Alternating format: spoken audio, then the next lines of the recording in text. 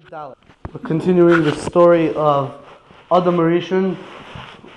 Previously we mentioned that Adam Rishon was chayte with the Eitz Hadas, so exactly what happened over there. Now this parak is going to discuss the repercussions of Adam Rishon's sin, all the different things that happened because of his Avera. But first, the Medrash is going to introduce the discussion by bringing up a new topic, which is going to really take us to the rest of Pirkei Eliezer. And the topic is like this: Eser Yeridos Yeridah Kadosh Baruch Hu al Haaretz. There's 10 places in Chumash. There's 10 places in the Chumash where we find the lashon of Yeridah, descent, talking about a Kadosh Baruch Hu. Where we find that Hashem came down kibiyachol to the earth and intervened very much directly in the flow of history. And Hashem came. It says he came down. Yeridah, he came down. So there's 10 examples of that. We're going to say what these 10 examples are very bekitzer, and the rest of the prakim of Pirkei Eliezer are going to explain what happened in all these stories and give more details to that. It means that you're telling us something, you're revealing something, or just like you cannot possibly go. No, because I said kibiyachol because if Hashem doesn't have a body, and most Jews understand that Hashem doesn't have a body, so then you can't come down if you don't physically exist. Coming down is a physical action. You can't necessarily ascribe physical actions to something that doesn't have a physical existence. It doesn't limit Hashem. It's what? It doesn't limit Hashem. It doesn't, right. Right. The way we understand it is that when it says Hashem came down, it's just coming to teach us a lesson that Hashem thought that this issue was so important that he wrote in the Torah as if he came down and intervened very much directly. Even though Hashem doesn't intervene directly, Hashem runs the whole world. So it's not even a shayla of intervening. Hashem runs everything. But when it says that Hashem made a point of coming down, it's coming to teach us a lesson. It's not really telling us something about Hashem. It's really telling us something how we should look at it. These are 10 important things that happen. 10 historical important things that happen. But Hashem is all over, right? But for us it's concealed. So therefore when it came down, that means it was revealed to us. Right. Okay. So there's 10 instances that it says the lashon of Yeridah when it's talking about Hashem. The Elohim, these are the 10. Achas began Eden, one in Gan Eden. That's going to be the topic of this morning's chapter, where we're going to learn Perkei Dalet. V'achas b'dor ha'palaga, once in the Dor ha'palaga, by the story of Migdal Bavel, where it says over there, Vayered Hashem liros es ha'ir v'es ha'migdal, and then when Hashem wanted to destroy it, Hashem said to the Malachim, Hava nerda, we're going to go down and v'navla Hashem Mitzvos. This is going to be discussed later on in Perek Havdalah. Va'achas b'stoim, and one in stoim, and when it's talking about stoim, so Hashem says, Erdo no ve'ereh ha'ketzaka so abo elai osu eila. Hashem said, I'm going to go down and see that these people in Sodom are screaming and complaining. I'm going to go down and see, are they really such bad people? Yeridah nos, or lashon of Yeridah, which we're going to discuss in Perek Chaf Hey. That's the story of Sodom. And then it says, B'sneh, once at the Sneh, when Hashem spoke to Moshe Rabbeinu at the burning bush, Hashem said to him, Ve'ered, that he's going to go down to save the Jews for Ered, and that's going to be the discussion in Perek Mem. The next one is Achas b'Sinai, once at Har Sinai, where we said Yered Hashem al Har Sinai and Vayered Bayam Shlishi Yered Hashem al Har Sinai, that Hashem, the presence of Hashem went down to Har Sinai. That we already discussed in Perek Mem Aleph. The next Yeridah is Achas Ushtayim b'Nikras Hatzur, twice at the Nikras Hatzur. Now, the Mufarshim said that this is a mistake. Nikras Hatzur was the time when after the Chet Ha'egel, so Moshe Rabbeinu went back to daven to Hashem that Hashem should be Meichel Klal Yisrael. That was called Nikras Hatzur. What does the word Nikra mean? What? What does the word Nikra mean? What does Nikra mean? I don't know. But Nikras Hatzur, I'm not sure right now. Okay. But the point is that Nikras Atzur Pashtus is the name of a place. We'll look at it as a name of a place right now. True means a rock. Yeah, some sort of rock or whatever, some place with a rock. Opening in the rock, maybe opening. The opening, maybe the reading of a rock, I'm not sure. Okay. But it says twice at Nikras Atzur. The Mepharshim say that's a mistake. It's supposed to say one more time at Nikras Atzur. Could be, the Marzu sort of says this, that in Avos Rabbi Nassan, so over there it reckons the story of Nikras Atzur and Hashem by Matan Torah as both being at Sinai, and it says two by Har Sinai. Here it says Sinai, and then it says Nikras Atzur as two separate things. So you don't have to say two at Nikras Atzur, say one at Nikras Atzur. B'shtayim ba'oil, fine. B'shtayim, and this story of Nikras Atzur, by the way, it says Yeridos and ba'anon, whatever, Parshas Kisisa. We're going to speak about that in Perek Mem Vav. Ushtayim ba'oil moyed. And two times it says that Hashem came down by the oil moyed. Both of them are actually next week's parsha, Ba'al Leischa. In the story of the Shivim Zekanim with and the Slav. So over there it says V'yiradati v'diparti imach. And by the story, the Marzu points out an interesting thing, that this story is actually not discussed in Pirkei Eliezer. This story of the Slav and the Shivim Zekanim, it doesn't talk about it in Pirkei Eliezer. And the second one by Oil Moed is Vayer Hashem Ba'amura Anon, and also Parshas Ba'al Leischa, where it's talking about Miriam, where Hashem came to give Miriam Moser for speaking about Moshe Rabbeinu. Miriam and Aaron got Moser. That's the last parak in Pirkei Eliezer. Parak Nun Daled speaks about that. And the last one is the As Le'asid Lavai. One is going to be in the future where Hashem is going to come down. That's also not discussed here in Pirkei Eliezer, but there's different psukim that are meramis to that. It says in Yeshaya, the Marzu brings a pasuk in Yeshaya Lamed Aleph. It says, "Kein Yered Hashem tzvokos al Har Tzion." It's also something that's not discussed in Pirkei Eliezer. The Radal says that it's talking about sometime in the war of Gog and Magog, Hashem is going to intervene. And then he says maybe a different shot that Moshe Mashiach, Hashem is going to come down and be Machadish Yerushalayim. He's going to renew Yerushalayim somehow. So maybe that's what it means. Hashem is going to come down. Not clear exactly what it means. So to recap, we have 10 things over here. We have one in Gan Eden, one in the door of Laga, one in Stoim, one by the Sneh, one by Sinai, one by Nikras Atzur. Even though it said two, but it's really supposed to be one. Two by the Oil Moyed, and one in the future. So we're missing one, right? So the Mepharshim say that one that we're missing is the Yeridah of Mitzrayim. The Kadosh Baruch Hu said to Yaakov Avinu, when he found out that Yosef was in Mitzrayim, so he wasn't sure if he should go down to Mitzrayim or not, because he knew that Avram Avinu, when there was a famine in Eretz Yisrael, so he went down to Mitzrayim. But Yitzchak Avinu, when there was a famine in Eretz Yisrael, Hashem told Yitzchak, "Al tered Mitzrayim, shchein ba'aretz, don't go down to Mitzrayim, stay over here in Eretz Yisrael." So he wasn't sure. Am I like Avram Avinu or am I like Yitzchak? He didn't know if he should go down to Mitzrayim or not go down to Mitzrayim. And then Yitzchak went to Gror, which is the Eretz Plishtim, which is Gaza basically, which is Pasha's part of Eretz Yisrael. So Yitzchak never left Eretz Yisrael, and Avram Avinu did leave Eretz Yisrael. So Yaakov Avinu wasn't sure, should I leave Eretz Yisrael or not? So he went to ask Hashem.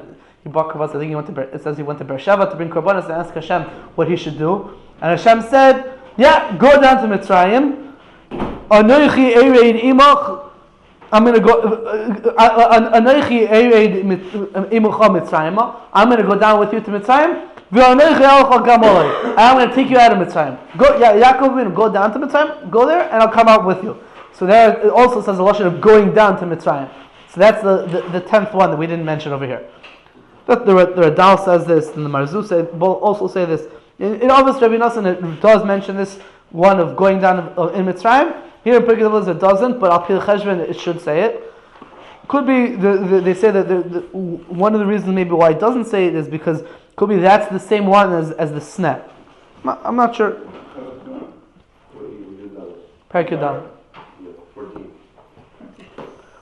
But so those are the 10 going downs that it's said by Kadosh Baruch Hu, and we're going to see again, as I mentioned before, we're going to see more of the details. Most of them come up later on in the prakim that come up later in the sefer. The two that we said that don't come up, one is the time that it says Yeridah by the Shivim Zekanim and the Slav. That the Marzu says It doesn't say it doesn't speak about it in Perkei Lezer. I don't know why. And Marzul says also that where it says that Hashem Lava is going to come down, says also it doesn't speak about that in Perkei Lezer. We don't know why. And the Radal says that I mentioned in the introduction to Perkei Lezer that the Radal says that it seems that there's some prakim of Perkei Lezer that are missing. We don't have the complete sefer. So he says these two things which aren't discussed in Perkei Lezer but are mentioned over here in the list. So they're not mentioned because those prakim must be missing. So we don't have exactly everything. That's what the Radal says. You paid 15 shekels for it. They gypped you. Imagine how much you would have paid if it was the whole thing. So what was the Matzah when it came to Yaakov? Yaakov wasn't sure. Yaakov wasn't sure. Hashem said, "Go down to Mitzrayim, and I'll take care of you. Don't worry." Fine. So this was the introduction. Now the Medrash goes into the details. Right? Achas began Eden minay. One time it says Hashem came down to Eden.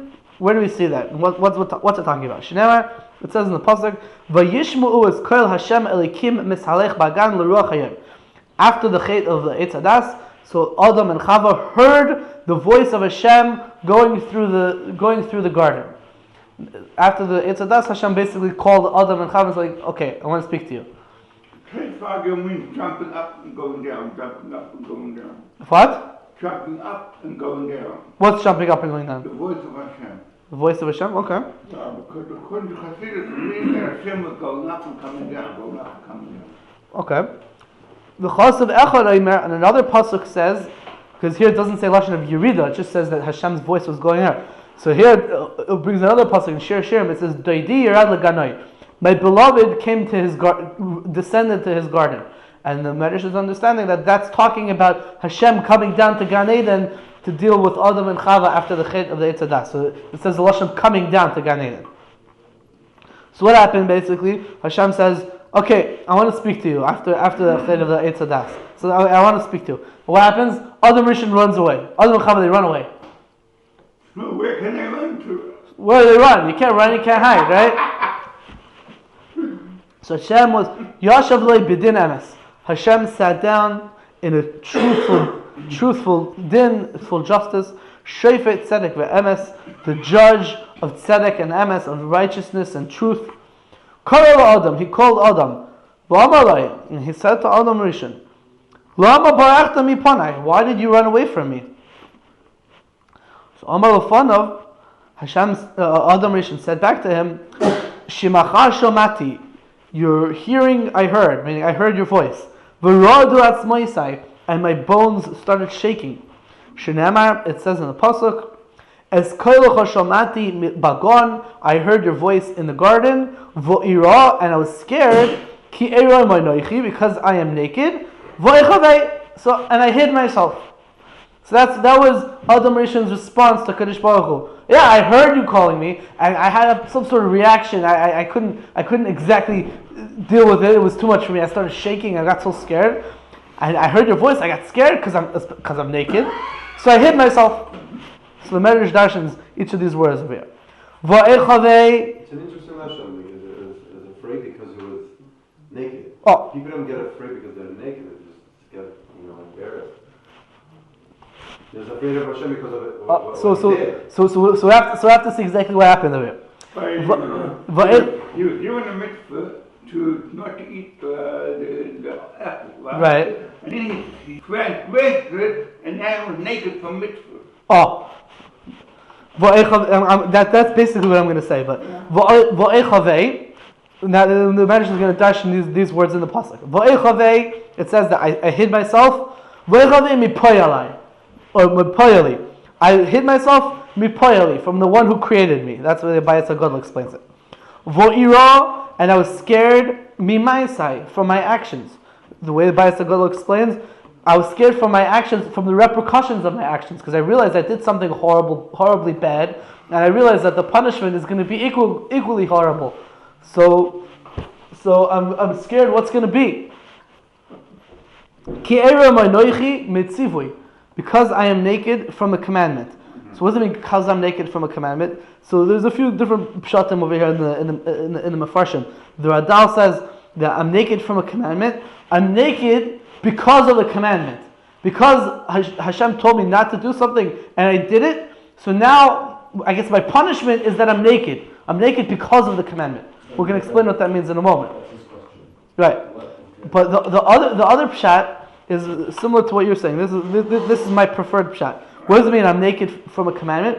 I'm naked from commandments. We find by Klal Yisrael, when they were in Mitzrayim, so they didn't have a schus to have Yetzias Mitzrayim. Hashem didn't want to take them out. They didn't really deserve to be taken out. What they Halol of the Avodah Zarah. They were Avodah Zarah. The Egyptians were Avodah Zarah. Why should the Jews get taken out of Mitzrayim? Right? So the pasuk in Yeshaya says that they were Aram ve'Eria, Va'at Aram ve'Eria. You're naked. Hashem said to them that you're naked. Why should I take you out? You're naked. What does it mean naked? Naked from mitzvahs. And the remedy to that was the end of the pasuk in Yechezkel. I'm sorry, Yechezkel Perek Zayin Pasuk Zayin. And Hashem said, "V'amar loch mispeises b'damai chay, v'amar b'damai chay." Hashem said, "You're going to live, meaning you're going to be saved in Mitzrayim through blood. I'm going to save you through blood." And Rashi over there says, and this is brought in a few other places as well, that they were saved because of the two pieces of blood that they had in Mitzrayim: dam korban pesach and dam milah. So before they were naked, and now they got the mitzvahs. Now they're not naked. So what happened? Before they were naked, meaning they were naked for mitzvahs. They didn't have a special zchus of a mitzvah to protect them. When you have a mitzvah to protect you, so you're not physically clothed, but you're cloaked by the protection of the mitzvah. When you don't have a mitzvah, you don't have any protection. We also find by David HaMelech, it's a Gemara in Menachos, that David HaMelech went into the bathhouse and What do you mean about protection? a mitzvah protects a person from oynish. From Punishment. From punishment. If he was performing mitzvahs, but he's also like doing Right. something wrong at the same time. Right. So if he did something wrong, but he also did something right, so then Adam Rishon would say, okay, fine. So I did a good thing and a bad thing. Maybe they cancel each other out or something like that. Even though we know that that's not true. Hashem cheshbons everything differently. But it could be that Hashem will have leniency because I did also good things. But if he only did a bad thing and he's naked from mitzvahs, he didn't have any positive mitzvahs that he fulfilled. So then he's like, okay, I did this horrible thing. I'm going to get an einish. There's nothing coming to protect me, so he's very scared. That's why when somebody goes on a journey, we give them the doctor, because when you go on a journey, it's sakana. Right. So therefore, we want the mitzvah of the doctor to protect them. Right. Shluchi mitzvah einam nizakin. I'm asking him because I have a friend that wrote a book about Avodah Zarah and all the stuff like Yeshufim and what they call it, witchcraft and whatever the people do, and the effects on Jews. Like what happens to a Jew that it's like someone, whatever, bad person later doesn't, some kind of, what's it called, witchcraft or something. Attack that person. So if a person is not doesn't have mitzvahs, it's naked of mitzvahs. From mitzvahs, he can't physically be attacked physically by this like the bad spirits or whatever. So the person is I know it's not a point here, but a person could be like a mamash physically protected because he's performing mitzvahs. The range of protection, that's why I'm asking you. What are you talking about? The range of protection is amazing. Can it really physically protect you? I heard a story about, I don't want to get into it, but I heard a story about something like that with the rabbi, Dr. David Fox. I don't know if you heard of him. He's a psychologist in LA who was also involved with the Dayan. He's a big Dayan also. When he was in college learning psychology, so apparently there was like the professor like brought in like this lady who was like a witch or something, and she could like look at a person and like reveal otherwise unknown details of their life and stuff. So they were gonna so the people in the class decided they want her to test a dafka on him because they saw that he has a strong personality or whatever, and they wanted to see if the witch would be able to do it on him. And they tried it on him. She tried it on him, and she went crazy and ran out of the room and started crying, and she couldn't do it. He was the only, and she said the reason is because he's a frum person, a frum Jew, and she doesn't have any koyach over frum Jews. I don't know. You heard such a story? Sure, it's not Not sure if I'm supposed to say the name of the person, but I already said it. I heard a story like that as well. Yeah, there's stories like that. Yeah, But but it's one thing, so it doesn't really- yeah, exactly. Yeah. No, it's very, in Brazil, it's very common to have. Voodoo. They have voodoo over there in Brazil. No A voodoo. lot of, they don't call it voodoo, whatever. Whatever, yeah. African cults and stuff they do. Yeah. Mamash avodah zarah and witchcraft, and they Yeah. mamash harm people. So it's interesting, the same idea of naked from mitzvahs. We also find the Gemara in Menachos, Mem Gimel Mid Beis, and the Gemara says that David Melech went into the bathhouse and he looked at himself and he said, look, I'm naked from mitzvahs. I'm not wearing tefillin, I'm not wearing my talis. I don't have a mezuzah over here. It's a bathhouse, they don't have a mezuzah. So where's my mitzvahs? And that was the lashon he used. I'm naked from mitzvahs. Aram in a mitzvahs. Aram b'lay mitzvah, sorry. Aram b'lay mitzvah. And then he realized, he has his bris milah and his bris milah wherever he goes. But that's a Gemara in Menachos. So you see also the lashon of naked from mitzvahs. But Shinamar, as it says in the Pasuk, Ki eram anoichi, because I'm naked. Or if you take out the word eram Shinamar, that the way the Zeus says it, now we're dashing the words Ki eram anoichi, because I'm naked. If it sounds like Adam Rishon ran away from Hashem because he said, because I'm naked. That sounds like beforehand he wasn't naked. That's the mashmas. And the Medrash is going to make another pasuk that seems to also say the same idea. That before the Ched of the Eitz Hadas, Adam Rishon wasn't naked. And now he's naked. And that's why he was sort of unsettled, and that's why he was running away. So if he wasn't naked before, then Meh haya levusha shel Adam Rishon. What was the clothing of Adam Rishon before the Ched of the Eitz Hadas? So the Medrash says, or shel tzipayren, it was the skin of a nail, like a nail, the skin of the nail over here. That was as in a skin form that covered his whole body. So it's sort of like translucent. It's not mamish see-through, but it's it basically covers you. Vanan kavod mechus olav, and especially like anane kavod, like a cloud of glory was sort of covering over Adam Rishon. I guess I'm chav as well. Kevin shacham eperes ilan. Once he ate from the fruit of the tree, the nifshat or tzipar me'olav, this nail skin was taken off from him, removed from him. V'ra atzmai aroim, and it could be you have to change the girsa. V'ra atzma aroim v'nistalik ananu kavod me'olav. He saw himself naked, and then this cloud of glory was removed from him, and also the cloud of glory was removed from him, and then he saw himself naked. Which one happened first? He saw himself naked, or that the cloud of glory was removed? Not clear exactly.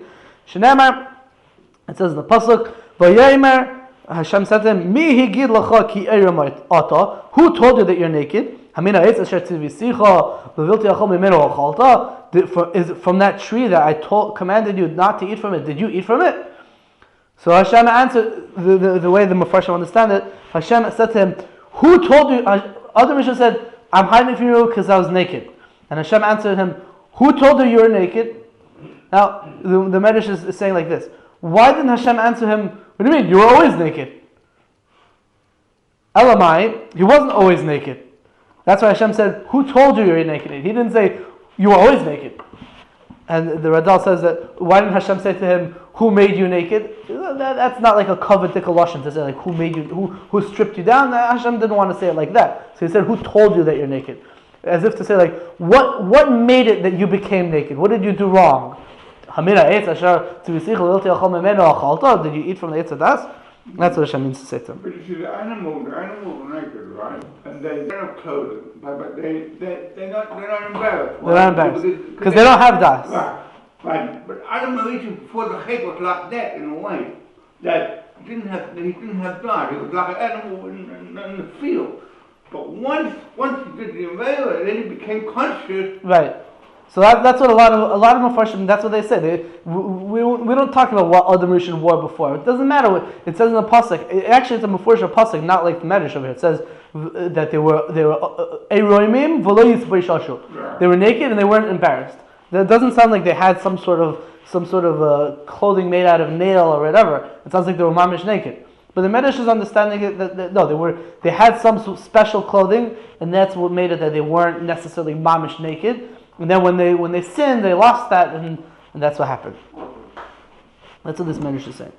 But some interesting things over here about the fingernails, about nails. Yeah. It comes up. We talked about they had clothing out of nails, and then they lost it. So and the reason why we got to remind us. So there's a halacha in Orach Chaim Siman Reish Ches Tzadik or Reish Tzadik Ches, right? What? Havdalah. By Havdalah. That's Hilchos Havdalah. In Hilchos Havdalah, there's a minig. It's brought down already in the Rishonim that the minig is when you make a bracha of Bari Me'ariya Eish, so you look at your nails. Whether you look at it like this or you look at it like this. Okay, the Mefarshim speak about that. Maybe you should do both. Which way should you do first? Whatever. But the point is that the minig is that you look at your nails. So if you the source of this minig of looking at your nails by Havdalah is actually fire, reflecting on your nails. Maybe you can look at it on your skin too, right? What's the Indian of nails? So the source of looking at your nails by Havdalah is actually Pirkei Eliezer, not here, but in Perek Chaf. We'll learn in a few weeks, Mitzvah Hashem, I guess. Perek Chaf, it says that you should look at your nails on Mitzvah Shabbos in the fire. But it's an interesting point that if you look in the Poskim, if you look very good in the Poskim, and that Siman, Orach Chaim Siman Reish Ches Tzadik, so it seems like there's a slight difference of opinion how that figures into what we're talking about over here. If you look in the Beis Yosef sort of says that like there's a minute to dafka look at your nails, and the way he says it is like even though nails is sort of like a kitrug because Adam Rishon had clothing out of nails before the chait and then afterwards he lost it. So even though that's sort of like a bad thing, but you're still supposed to look at your nails. The way the Bach says it the opposite. He says the minig is to look at your nails. Why? As a zecher to Adam Rishon who looked at his nails. So I think it's like a good thing. Like we're doing like what he did, or as a zecher to Adam Rishon kleidim achet. And the Beis Yosef is starting like, no, it's even though it's like a bad thing because it's like it reminds you of the chet of Adam Rishon. Still, there's an in to do it. So an interesting difference in the way the Beis Yosef looks at it and the way the Bach looks at it. Interesting, because we're here because the chet of Adam Rishon. Yeah. There's another interesting thing about nails. The Gemara in Maseches Nida, Daf Yud Zayin Amud Aleph. Gemara says like this: Amar Rabbi Shimon ben Yochai. Rabbi Shimon ben Yochai says, "Hey dvarim hein sheha'isa yison beschaya benavshay v'dame bereishay." There's 5 things that if a person does it, so the way Rashi understands it is he's going to cause an einish to himself, and it's his fault. The way the Marshal explains the Gemara means that he's going to cause an einish to himself, and also he's going to cause sakana to other people. Mischaya benavshay and domai bereishay. There's 2 lashonos. What are these 5 things? The Gemara explains what exactly what they mean. But ha'echol shum kaluf ubatzil kaluf ubeitza klufa. If a person eats a peeled garlic and a peeled onion and a peeled egg, all of these things that were peeled and left overnight, or ba'sheisa mashkin mizugin she'over lein alayla, or a person drinks a ready-made drink, like you added a petal and you added water to it, or you had strong wine, you added water to it to make it drinkable, and you left it revealed overnight. And a person who sleeps in a cemetery, and a person who cuts his nails and throws it in Rishus Rabim, and a person who does bloodletting and then has relations with his wife, so that's also dangerous. These are the 5 things that are dangerous. And what was the last one? Bloodletting. They used to believe in the ancient world that like if you're sick or whatever, you had different sicknesses, so they said because you have too much blood or too little blood or bad blood or whatever, so they make like a bunch of holes in you and then they let some blood out, and apparently that's supposed to make you feel better. And then after you have relations with your then you go to your wife, so that's dangerous because like you lost blood and you're a little bit weaker. Because the Gemara goes through a bunch of these things and it says different cases what exactly we're talking about. But at this point, we said if you cut your nails and you throw them into Rishus Rabim, that's a sakana, and it's a sakana for other people. Why? Why is it a sakana? Says the Gemara, because a pregnant woman will pass over these nails in the Rishus Rabbim, u'apelas, and she's going to have lo'ilenu miscarriage. So the Gemara qualifies this, and the Gemara says, "V'lo yamran, we didn't say this, ela deshakil b'genustri, only if you cut your nails with scissors, not if you, let's say, bit it off or ripped it off. V'lo yamran ela deshakil diyadei u'dekari. And we only said this if you cut your nails of your hands and the nails of your feet. And we only said this if you didn't use the scissors to cut anything else afterwards. But if you cut your nails and then use the scissors to cut something else, and then you threw it on the floor, then it's okay. But if you cut something else afterwards, then there's no problem over it. That's what the Gemara says, these qualifications. And then the Gemara says, that's not true, these qualifications aren't true. In any situation, if you cut your nails and you throw it on the floor, it's a bad thing. That's the Gemara says. And then the Gemara says, Tana Rabbanon, another thing about nails, there's three types of people when it comes to nails. Sorfan, a person who cuts his nails and then he burns his nails. Chosid, that's the best, he's a chosid. Koivran, a person who cuts his nails and then he buries them. Tzaddik, he's not a chosid, he's only a tzaddik. What's the difference between a chosid and a tzaddik? Hashem will learn about it in Parak Tezvav. But Pashtus is saying that a chosid is better than a tzaddik. Chosid burns it, there's no way that it will ever be revealed. A tzaddik, he buries it. If there's a strong wind and it gets exposed, or an animal comes to dig, and it gets exposed, it could still pose a danger to society. So he's only a tzaddik, he's not a chassid. It's a good thing to do, but it's not the best. Zorkan, a guy who throws it out, Rasha, he's a Rasha. The Gemara talks about different things about nails. But what's this inyan that a nail causes a woman, if a woman walks over a nail, she has a miscarriage? What's the inyan? So the Nemuki Yosef in Mesachas Moed Katan Daf Yud Ches talks about it. He says two pshatim. One is because of mius, because it's disgusting. I'm not sure what that means. Maybe it means that if she sees a nail on the floor, she gets disgusted by it, so somehow it will make her have a miscarriage. I don't know exactly how it works. Also, the Gemara said she passes on the nails, or she? Iveris Alein. It just passes over it. That's what sounds like. Yeah. Passes over them, and she sees them, and they're disgusting, and somehow they'll make a miscarriage. What's the story about the lady that saw someone spit and she died? Yeah. Yeah.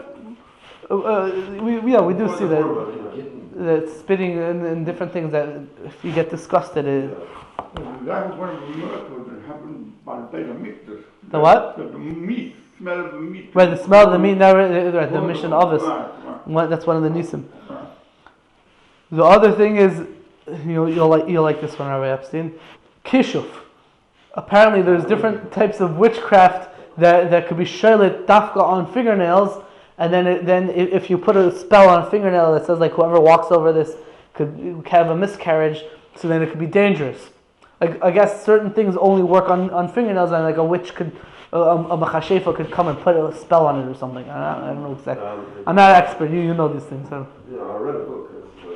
My friend says in the book that when there's what's it called, a mazik, whatever, it's not a kishuf, but a dibuk. Yeah. And then the rabbi. It goes out from the pinky. Yeah, it fixes the person, so the spirit.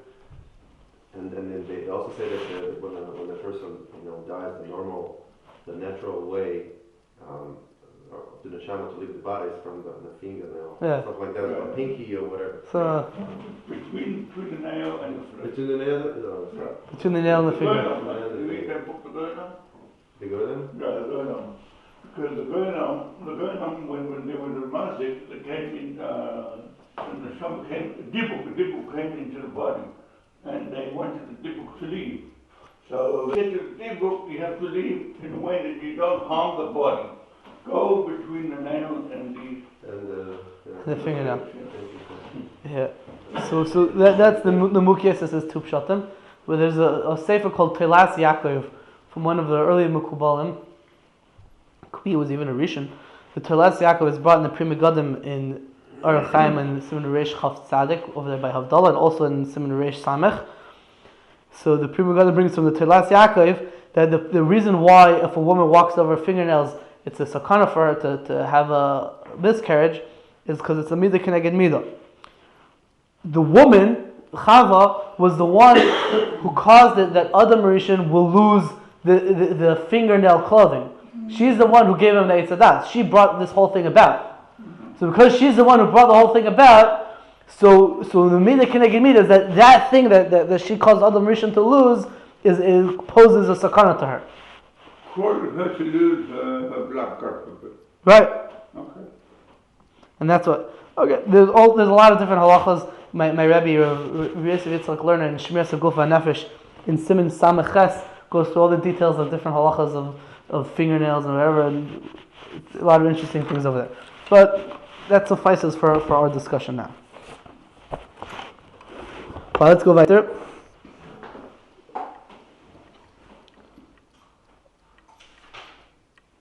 Omar Adam b'fnei Kadosh Baruch Hu. Adam Rishon said in front of Kadosh Baruch Hu, Riboin Kol Ha'olamim, Master of all the universes. Kishayisi levadi, when I was alone. Oh, so now now Adam Rishon is responding to Hashem's question. What happened? Why did you sin? Did you eat from this Eitz Hadas? So he didn't answer, yes, I did a vera, and want to do tshuva. He didn't answer like that. He says, Master of the universes, Kishayisi levadi, when I was alone, Shema chatasi lacha. I don't know the word Shema is doing over here. I would have, if it's up to me, I would change the word Shema to the word Klum. I say, read it like this. Klum chatasi lacha. Did I ever sin to you? It's a Shem. Maybe I sinned to you. Or maybe it means it's like, maybe I would sin to you, maybe not. But I didn't really do anything yet. But the woman that you brought to me, she's the one who pushed me away from your words.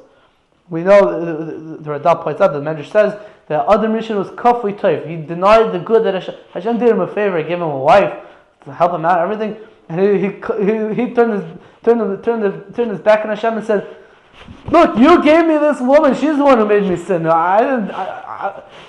He told me responsible for my actions. It's her fault." Shnamar says in the pasuk, the woman that you gave to stand with me, she gave from me from the Eitz Hadas and I ate from it. It's her fault. Right? So Amar Kadosh Baruch Hu l'Chava, Hashem turns to Chava and he says to her, Lo dayeh shechatos. It's not enough that you did an avera. Ela she'echteis es ha'adam. You also made your husband, the man, sin. How could you do such a thing? Amra Lofanov, so she also doesn't take responsibility, she shifts blame onto someone else. Amra Lofanov, she said to him in front of Hashem, Ribono shel olam, Master of the universe. Sound is interesting. Adam Rishon used the lashon of Riboin Kol Ha'olamim, and she uses the lashon of Ribono shel olam. Interesting. Hanachash hisiach es daiti lachtoi lefanacha. The Nachash interrupted my das in order to make me sin. This is an interesting idea. The Marzuz says Hesach das is a concept like we have in halacha, like if you wash for Netil Satayim, so you're not supposed to speak because it's like a Hesach das. It's like an interruption between the washing and the making of Hamaritzi. Right? So Hesach das is like some sort of interruption. The Marzuz, what it seems the Marzuz is saying is that when Adam and Chava were in the Gan Eden, their whole life, their whole focus was Yiras Hashem and Avodas Hashem and working on what Hashem said and what Hashem wants us to do and that. Comes along the snake, and what did the snake do? Not necessarily that the snake got me to go do an Avera. He just got me to stop focusing on Yiras Hashem and Avodas Hashem, and then I slipped and did an Avera. That's what she's saying. Not that he convinced me. He was hisiach as daiti. He gave me an interruption of my focus, and then I lost focus, and that's where the Avera came about. What he said to her was she commanded not to eat the tree. He said yes. So the snake pushed Chava against the tree because she said I'm not allowed to touch her. She added. Right, we spoke about that in Parak Gimel. and he pushed it against it, and he said, just like it didn't die when you touched it, it won't die when you eat it. Yeah, we said that in the last in Perek Yud Gimel before. So that's a clear Hadar. Right. Shneva, it says in the pasuk, "Hanachash hisyani v'oichel." The Nachash convinced me, and I ate from it. Here it says in the pasuk, it says he convinced me, but here we're saying like a slightly different word. There was hisyach daiti. He made me lose focus. Okay. What time is it?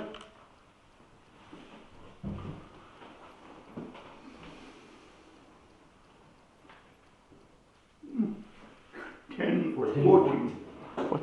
Okay. Fine. So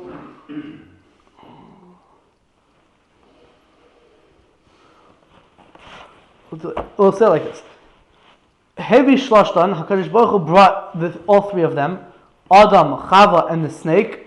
V'gozer aleihem gzar din, and HaKadosh Baruch Hu put a gzar din on them.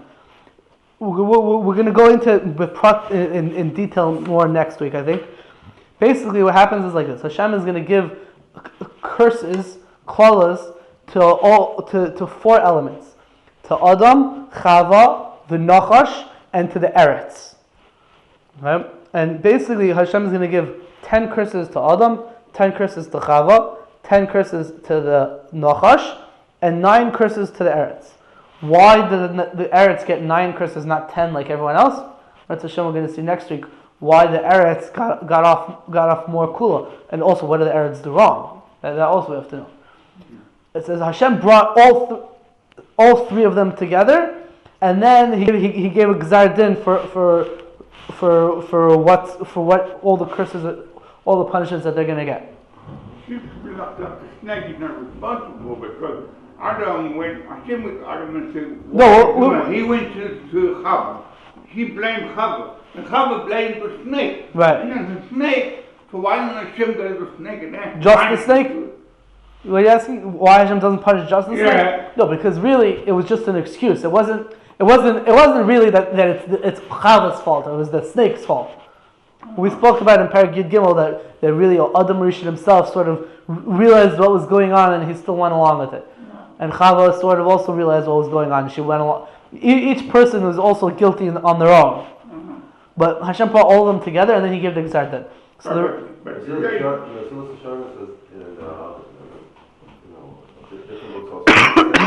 one thing that people commit sin is ruch shtus.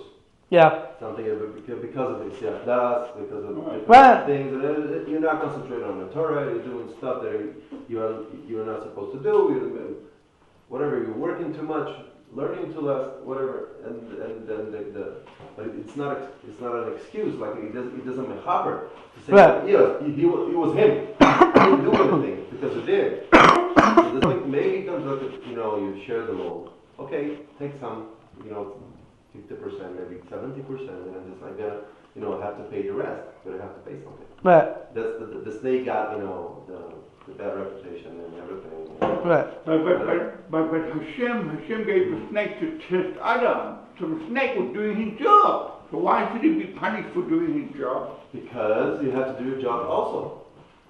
What? You have to do your job also. How you do your job? Your job is to keep away from the snake. No, he's saying why is the snake punished?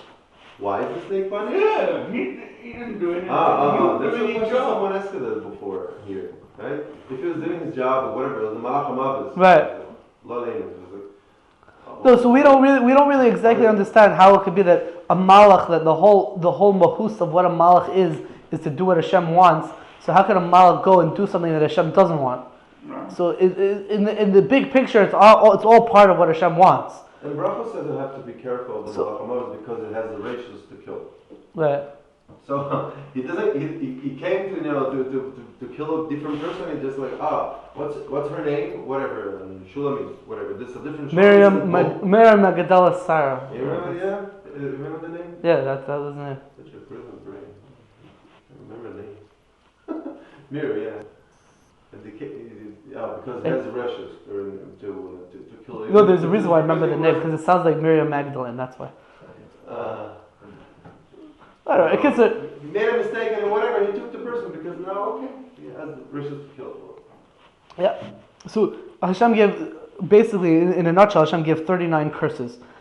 10 to Adam, 10 to Chava, 10 to the Nachash, and 9 to the ground. So the Rikanti in Parshas Bereshis brings down that this is the source for, not the source, but this is the idea behind the fact that when a person does a Isser Lav, he does an Isser in the Torah with Edom and Hasra, so what does Bezdin do? Bezdin gives him Malchus. How many lashes? He gives them lashes. How many lashes you get? 39. 39 can, because by doing an Avera, a person brings a Ruach Tumah into the world. So that's just like Adam Rishon and Chava who ate from the Eitz Hadas, they brought a Ruach Tumah in the world, they brought 39 curses. So you also brought a Ruach Tumah, you get 39 lashes. That's the Rikanti says, the Parshas Bereshis. 39 and 39. We'll see, Me'etz Hashem, exactly how to count the different curses. The Medrash over here is going to go through how to count them, and there's other sources as well, how to count them. Another point is like this, that I made a nice chart over here of six different Mefarshim. They count the 10 curses. I'm going to speak more about it next week, but I'll just give you the chart if you want to take a look at it this week or whatever. Oh. On one side of the page is the 10 curses of Chava. On the other side of the page is the 10 curses of Adam Rishon. But we're not going to go into it today. We're going to go more into it next week. The point is that it says in the Medrash that Hashem brought Adam, Chava, and the Nachash in front of him when he gave the Gzar Din. So the Radah asks the question, why did all three of them have to be in front of him when he gave the Gzar Din? Why can't he give each one separately? So in order to see the answer of the Radah, we'll have to learn next week's, when we go into the details of the different curses, and based on that we'll try to be able to understand the answer to the Radal's question. The other point is like this.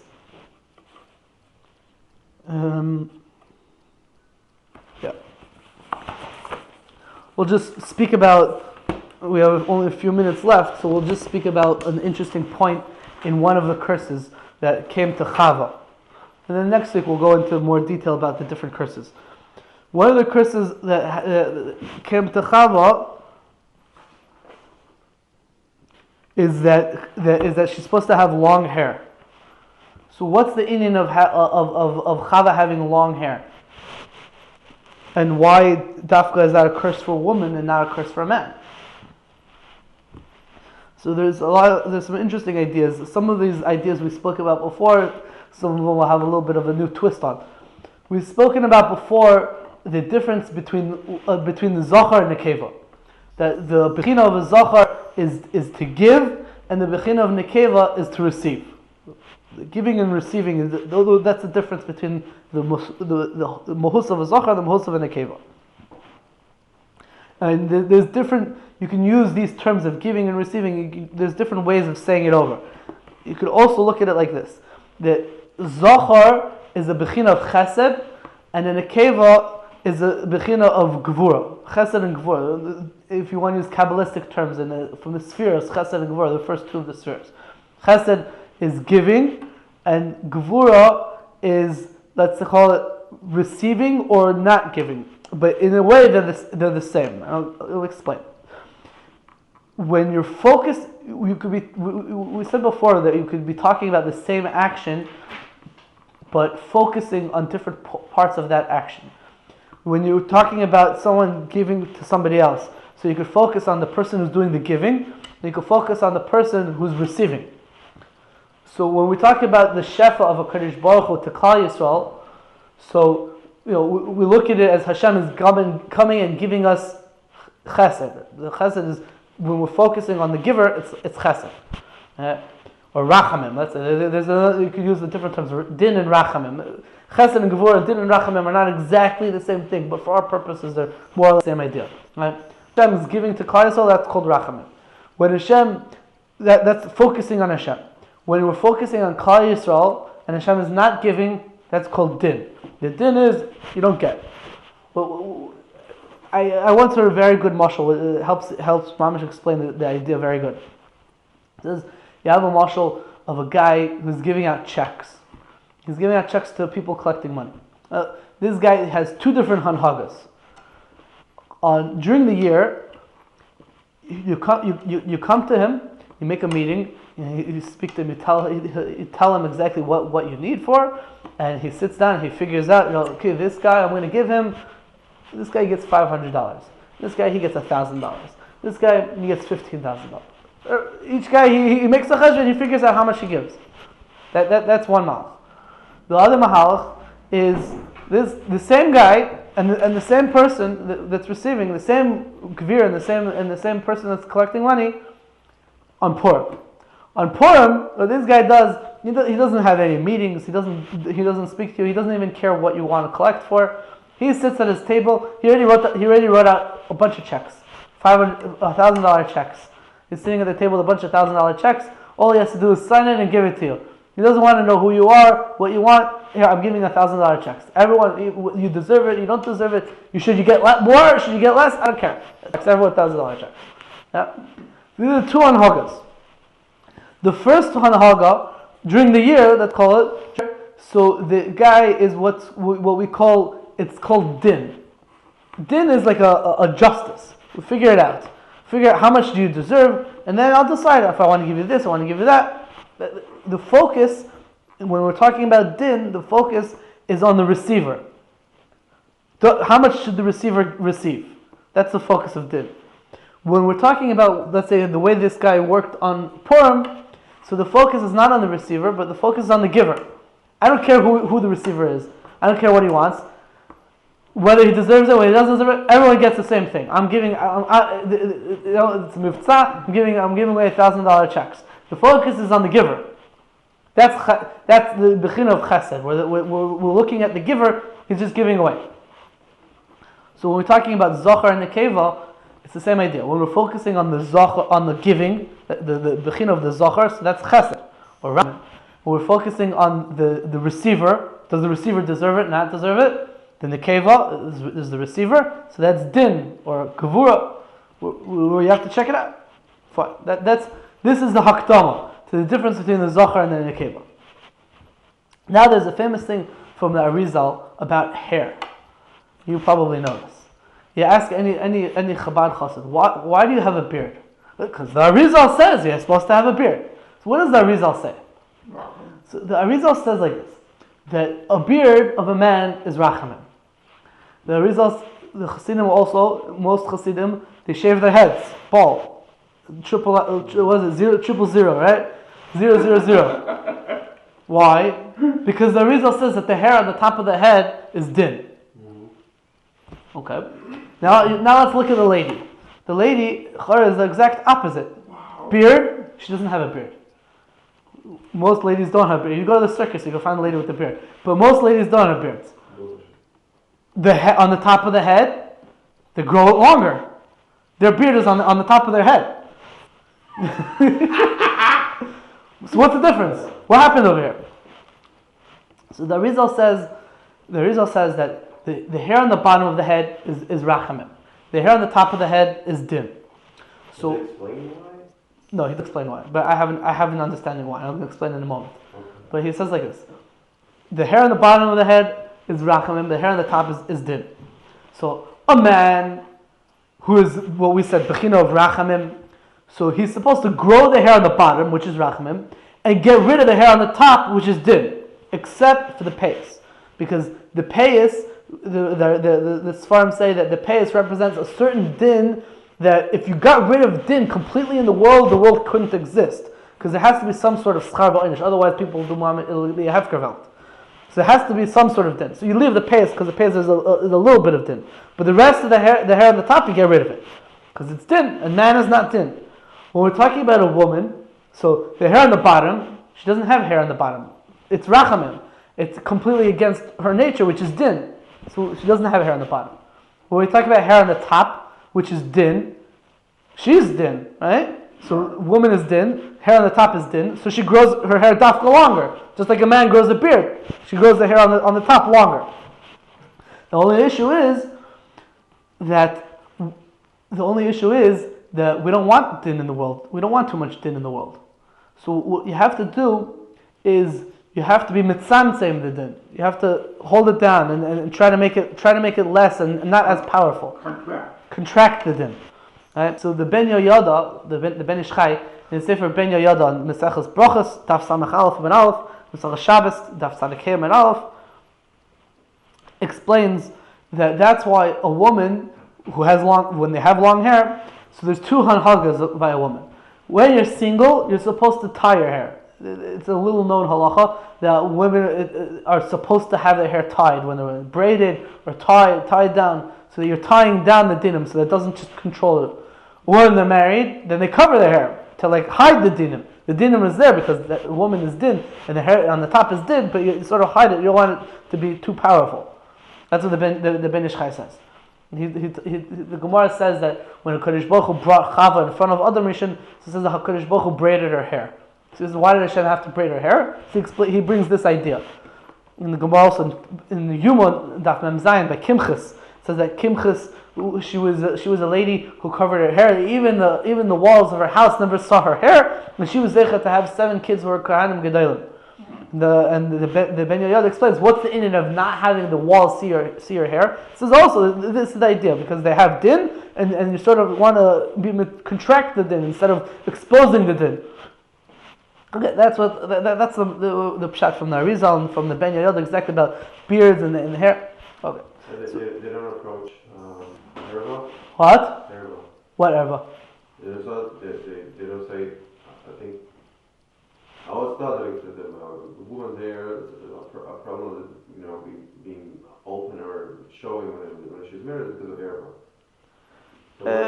It's not pasha.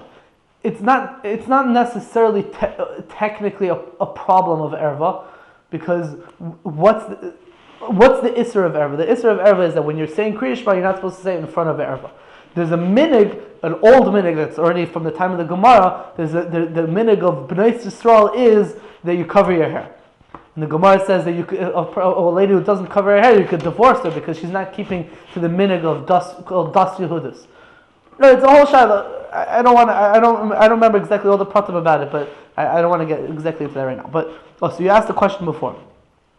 What's the pshat in the Arizal? Why is the hair on the bottom rachamim and the hair on the top din? He doesn't explain himself. But I think that based on the way I gave the introduction to this idea of chesed, gevura, the shefa and the mushpa, these things, I think we can have a very geshmak understanding.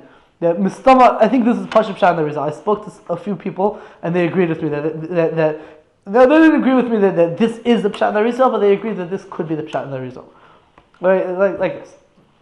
When we're talking about chesed, we talk about HaKadosh Baruch Hu giving shefa to Klal Yisrael, and the focus when we talk about chesed is the focus on the giver, right? So the way chesed works is it's a shefa coming from Shamayim down to Klal Yisrael, down to the earth. So it's going from up downwards. Now, how does the hair on your beard grow? It grows from up downwards, right? So I wanted to say that's why the hair of the beard is rachamim. Because it's coming, it's the chesed that's going from Shamayim down to the earth. When you're talking about din or gevura or whatever, how does that work? That works. The focus is on the receiver, Klal Yisrael. First, you got to look at Klal Yisrael and see how the actions of Klal Yisrael affect what's happening in Shamayim, and then in Shamayim they'll decide based on the actions down here how much to give you. That's what din and gevura is. Right? So the way that works, the way that works is it goes from down up. Now, how does the hair on the top of your head grow? It grows from down up. So that's why I think it's din. That's the way I understood what the results are. But why the amount of hair that it grows, or the beard, or whatever, the beard on the top of the head, affects the amount of din or amount of chesed you're gonna receive from Shemayim or. I never said that. I never said that it affects the amount that you receive from Shemayim. No, the reason says you should grow your hair and shave your head. Why you have to, diminish here and let it grow here. Right.